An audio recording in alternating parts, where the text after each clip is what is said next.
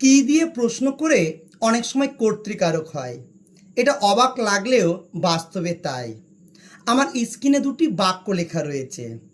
একটি রয়েছে ঘাস জন্মালো রাস্তায়, আর একটি রয়েছে ঘাস কাটলো। তো উভয় বাক্যের ক্রিয়াপদকে আমরা কি দিয়ে প্রশ্ন করে দেখি উত্তর কি হয়।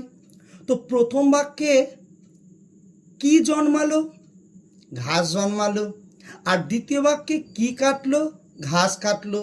তো উভয় বাক্যের ঘাস কর্ম হওয়া উচিত, কিন্তু নয়।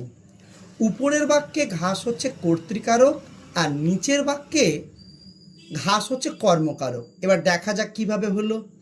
তো আমরা কর্তৃকারক কাকে বলে জানি?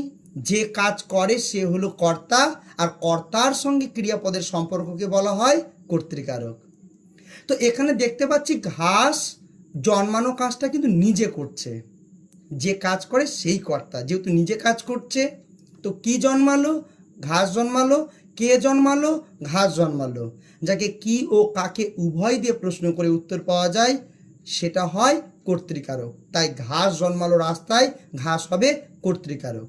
আর নিচের বাক্যে কি কাটলো, ঘাস কাটলো। কে কাটলো?